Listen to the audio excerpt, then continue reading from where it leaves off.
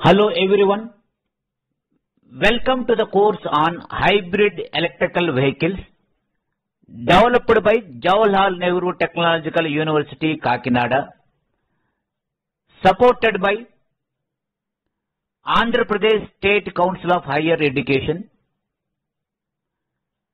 I am Dr. Gudipudi Nageswara Rao, Professor, Electrical and Electronics Engineering Department at Lucky Reddy Balareddy College of Engineering, Mailavaram. The topic is components of conventional vehicle. In this video, we will learn about the various components and systems that make a complete automobile, the engine and its parts, body and chassis, drive transmission and steering parts, suspension and brake parts, electrical parts, and other systems that make running an automobile possible. This slide shows the engine and its components.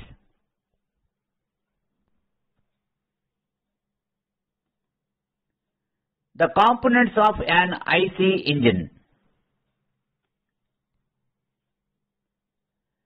cylinder, cylinder head, piston and piston rings, connecting rod, crank and crankshaft, piston, pin, inlet valve, exhaust valve, valve spring, inlet manifold, exhaust manifold, camshaft, cam lobe and tappet, push rod and rocket arm, crane case, water pump and jet pump, radiator, flywheel, governor, carburetor, spark plug, fuel injection pump, fuel injector.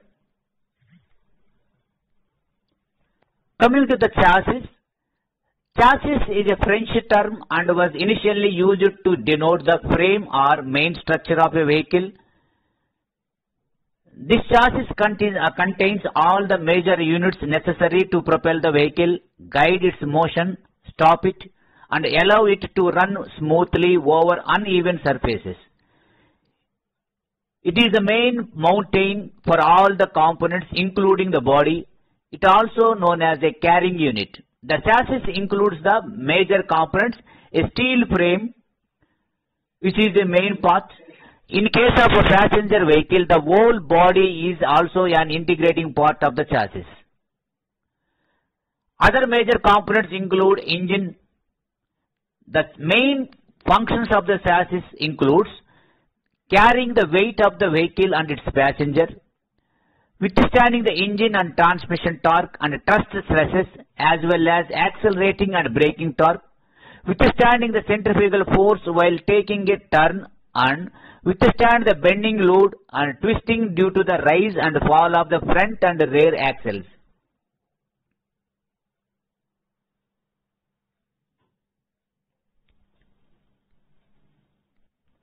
Coming to the automobile body or superstructure. In case of an integral or frameless construction, the body is an integral part of the chassis.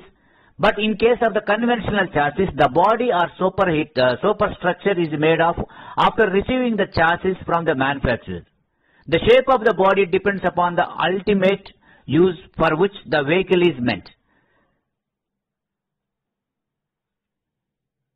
The body of the vehicle made up of the metal like steel selection pillars with a steel sheet paneling. Select the selection pillars with aluminum paneling. The requirements of the automobile body should fulfill the certain requirements. It should be lightweight, should have minimum number of the components, it should have long fatigue life, it should have uniformly distributed load, have sufficient space for passengers and luggages, have good access to the engine and suspension system, have minimum vibrations when the vehicle is running, have minimum resistance to air. It should be cheap and easy in manufacturing. It should have clear all-round vision through glass areas. It should have an attractive space and color. An engine is a complex unit in which different components are assembled together and fuel is burned to produce power or energy. The engine converts chemical energy or heat energy into mechanical energy, which is then utilized for vehicular movement. There are different processes of fuel combustion. When the fuel is burned within the engine, it is called an internal combustion engine, IC engine. When it is burned externally and the produced steam is used for the mechanical movement, it is called an external combustion engine, EC engine.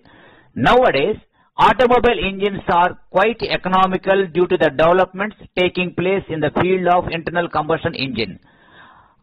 On the basis of process of ignition, the automobile engines are classified into spark ignition engine, petrol or gas, and compression ignition engine, diesel. In an IC engine, the reciprocating motion of the piston is converted into the rotary motion of the crankshaft, and the produced power is then transmitted to move the vehicle. In case of a rotary engine, the rotor rotates and completes the process of the combustion and produces the power, which helps the vehicular movements. The spark ignition engine can be differentiated from the compression ignition engine as per the different factors: the type of the fuel used, the way of fuel entered into the combustion chamber, the way in which the fuel is ignited. And coming to the spark ignition engine, petrol or gas engine, the spark engine ignition uses a highly volatile fuel such as the gasoline, which turns into the vapor easily. The fuel is mixed with the air before it enters the combustion chamber and forms a combustion air-fuel mixture. This mixture is then entered the cylinder and gets compressed with the help of a piston. An electric spark is produced by the ignition system, which ignites the combustion air-fuel. The combustible gases burn and expand, which forces the piston downward for the generating power. Coming to the compression ignition engine, diesel engine. In the compression ignition engine or diesel engine, only fresh air enters the cylinder, which is compressed to a very high pressure and temperature, which could get up to the 1000 degree or 538 degrees centigrade. The diesel is then injected or sprayed into the engine combustion chamber. This spray contains very fine and tiny particles of the diesel in an atomized form. The hot air or heat compression ignites the fuel and generates the power stroke.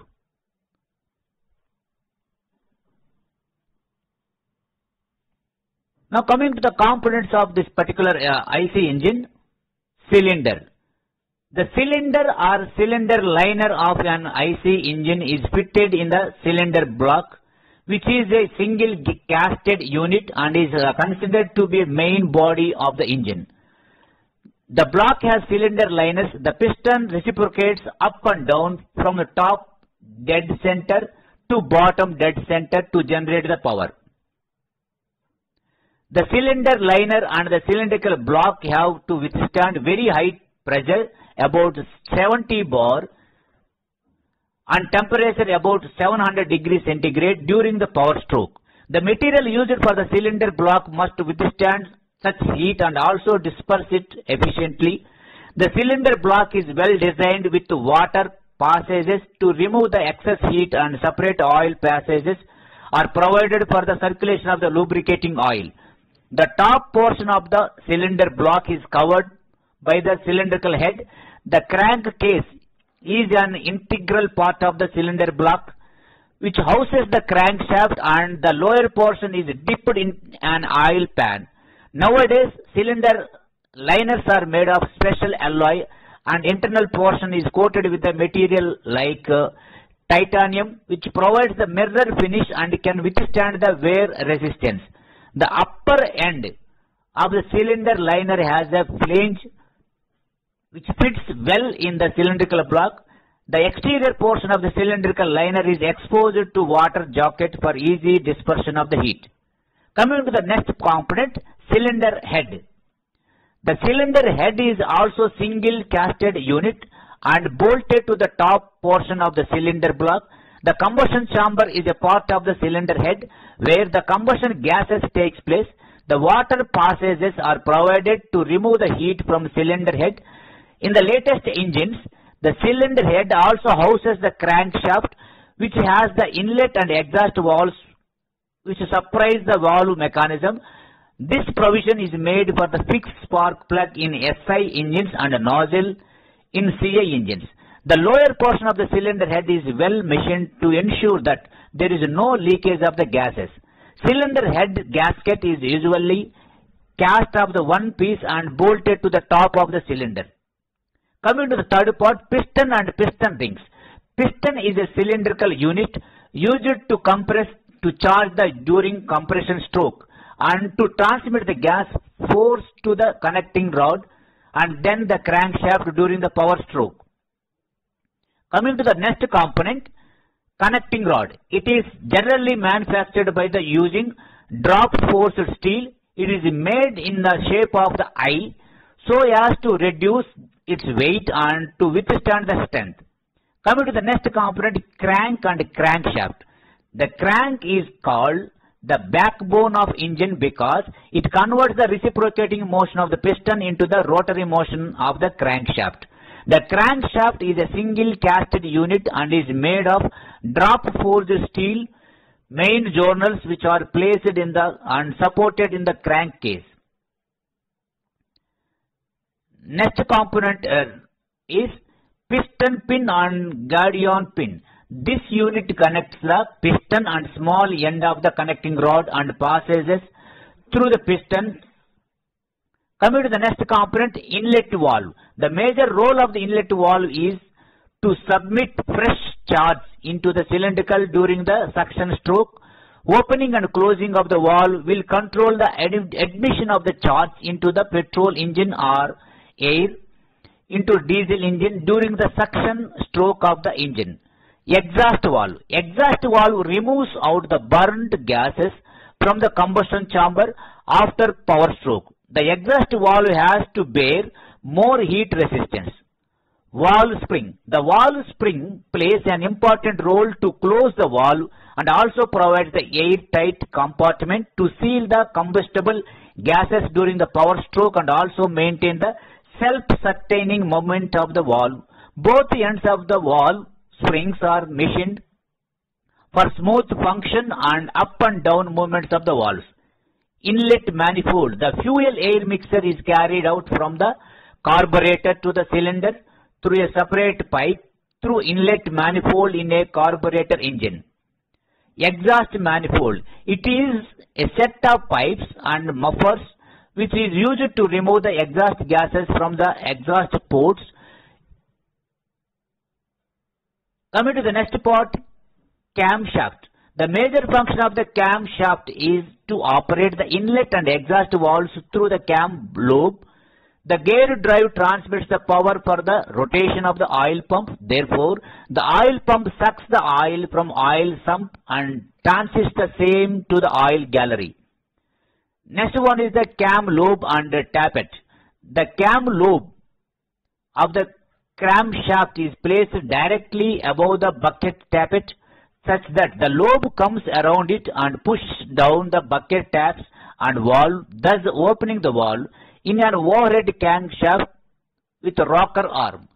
The cam lobe comes under the valve lifter and causes the rocker arm to rock or turn the lobe and pushes down the valve stream and it moves down to open. Next one, push rod and rocker arm. The motion of the cam lobe pushes the valve lifter upwards. This movement pushes the push rod and the rocker turns upward motion of the push rod to the downward movement of the valve stream, resulting in opening of the valve. Coming to the next component, crankcase. The crankcase is an integrated part of the cylinder block. The casing is provided to hold the crankshaft. The crankshaft is allowed to rotate freely and transmit the power to the flywheel. Water pump and water jacket. The function of the water pump is to draw water from the radiator and supply it to the water passages provided in the cylindrical block and cylindrical head with a certain pressure. The circulation of the coolant removes the excessive heat from an engine. This helps to maintain the engine temperature and also the life of an engine. Next one is the radiator. The major function of the radiator is to radiate the heat from the coolants. It has two tanks located at the top and bottom. The upper tank is connected to the lower tank with the core through the passages for easy radiation of the heat. The radiation also stores the coolant. Flywheel. It is a wheel mounted on the crankshaft which stores the energy during the power stroke and transmits the energy to the transmission system, the clutch and then to the gearbox. Next one is the governor. It is run by the drive from the crankshaft. The function of the governor is to regulate the charge in case of petrol engine and amount of the fuel in case of the diesel engine to maintain the speed of the engine constant when the load requirements varies. Carburetor. The major function of the carburetor is to supply carburized fuel as a speed and the engine load. In petrol engines, the carburetor is mounted on the induction pipe or on the induction manifold. The quantity of the fuel-air mixture is appropriate ratio is controlled by the throttle valve and the movement of the throttle valve are connected to the accelerator. And now, next component is the spark plug. The function of the spark plug is to ignite the fuel-air mixture after completion of the compression stroke in an engine. It is generally placed in the combustion chamber of the cylinder head. This is only used in petrol engine. Next one, fuel injection pump. In case of the diesel engine, the diesel oil from fuel tank is sucked by the fuel feed pump. The pump first sends the diesel oil to the fuel filter and then the transfer to the pump. The transfer pump increases the pressure of the fuel. The pressure of the fuel is then sent to the distributor rotor through the metering valve and from the rotor fuel is sent to the injector. In case of the multi-point fuel injection system, the electrical fuel pump is used and placed in the fuel tank.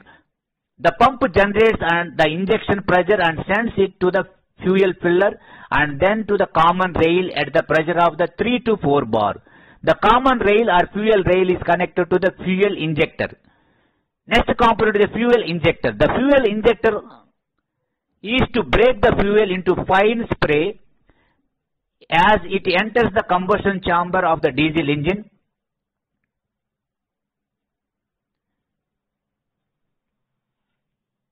Thank you.